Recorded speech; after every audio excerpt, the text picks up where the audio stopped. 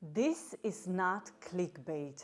I do understand the language even if I've never studied that language in my life. Now, how is that possible? That's what we will try to find out in this video. But first, let's take a step back. From a linguistic point of view, I must thank my native country, Romania, because when I was very young, all the movies and the TV programs were in native language with subtitles. And you cannot imagine how precious that thing was for me. Because of that, in Romania, even today, there are lots of bilinguals or polyglots like myself. So if I would start with a piece of advice would be consume content in original language. Lots of people would tell you don't use subtitles. I would say use them.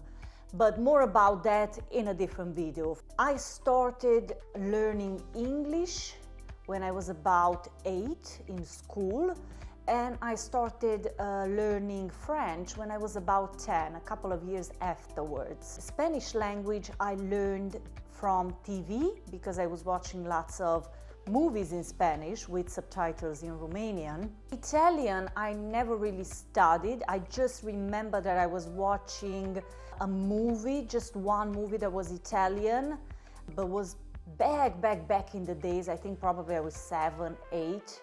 And that's about it, my contact with the Italian language before I came to Italy. I must say that I was always inclined towards languages and inclined towards grammar. When I finished secondary school, just before going to high school, I was the only one in my school receiving a 10 in Romanian language. Now you must know that in order to get a 10 in the Romanian language, you need to do a perfect exam, like no error is allowed. I remember even now, everyone was like, all my colleagues were stopping me on the street while I was going to see my mark. I was the movie star of the city when this happened. My parents were so proud, given that my younger brother was only a few months old and I was babysitting him while I was studying, which made things even harder for me.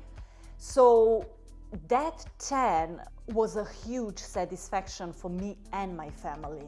After finishing high school, I decided to go to university and I chose foreign languages and literature.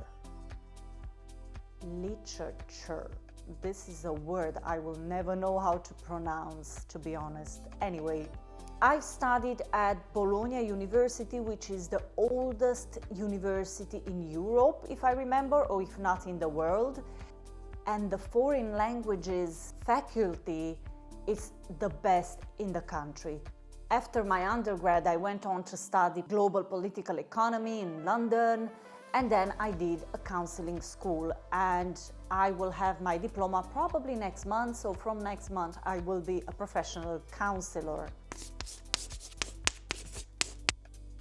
The language that I understand, even if I've never studied, is Portuguese. I must say that I cannot speak. I mean, I could try, but I struggle. I will work on that though. But I do understand really well.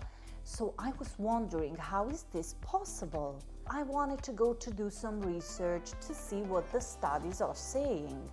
For multilingual individuals, the ability to understand additional languages without formal study might be enhanced due to the cross-linguistic influence. When someone speaks multiple languages, their brain becomes adept at switching between different linguistic systems, enhancing its ability to recognize and apply linguistic structures from one language to another. This cognitive flexibility facilitates the understanding of new language by leveraging existing knowledge, allowing the brain to make connections between familiar and unfamiliar linguistic elements.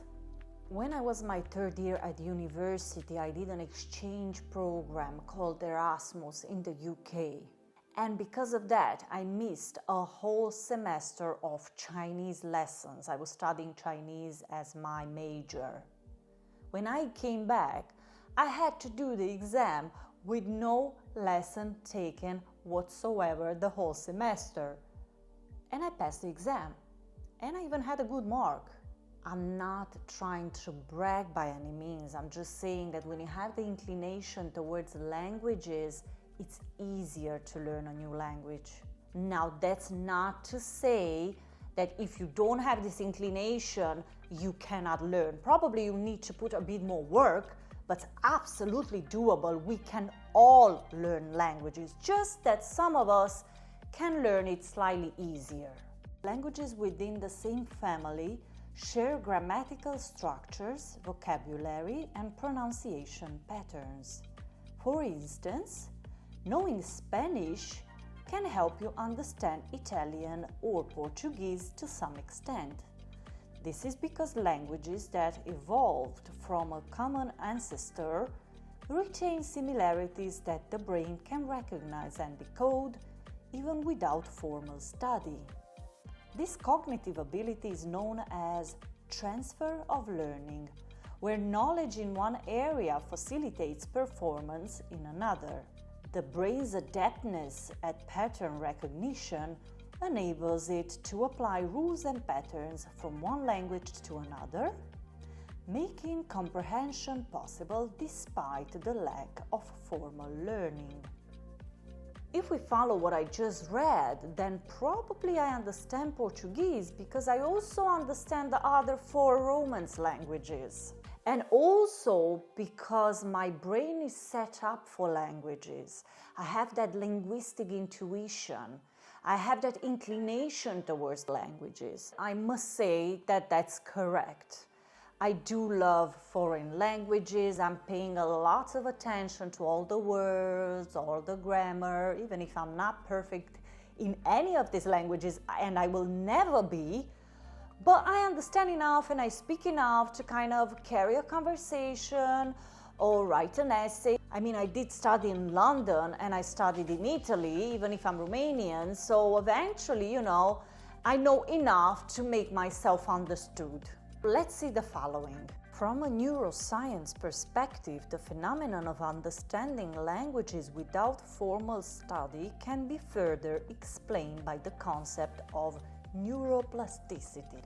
The brain's neural networks adapt and reorganize themselves based on new experiences or exposure to new languages, even in adulthood. This ability means that the brain can develop new language processing capabilities in response to repeated exposure to language stimuli without traditional learning methods. So basically, it's the brain's capacity to renew itself and feel stronger and healthier and younger every time we do something new. Every time we get out of our comfort zone. When we get out of our comfort zone, we tend to feel uncomfortable and to feel fear, but the brain loves it.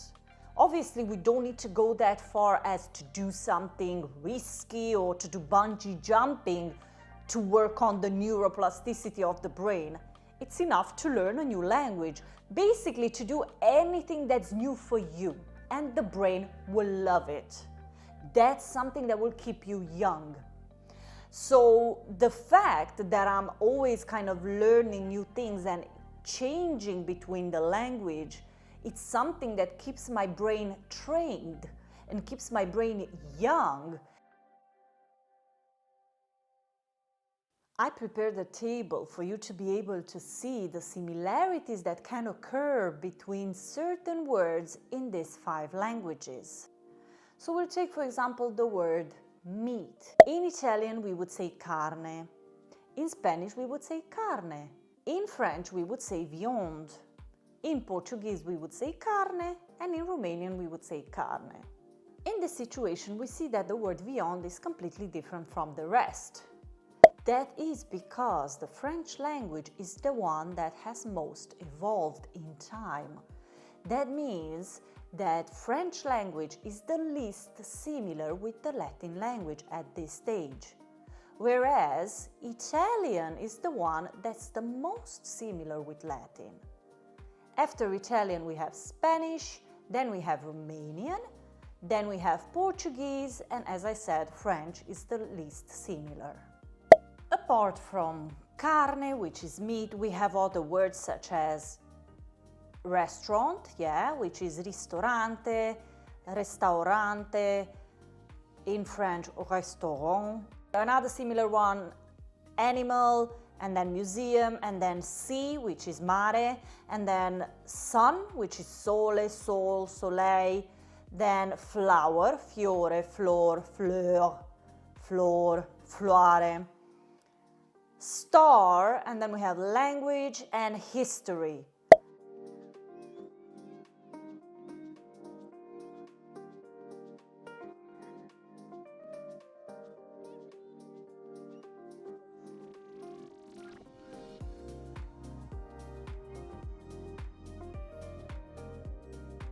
Those of you who have this linguistic intuition developed have probably noticed that the English language as well is very similar with the words I just mentioned. Restaurant, restaurant, restaurant, museum, museo, animal, animal. This is just some examples, no? Flower, floare.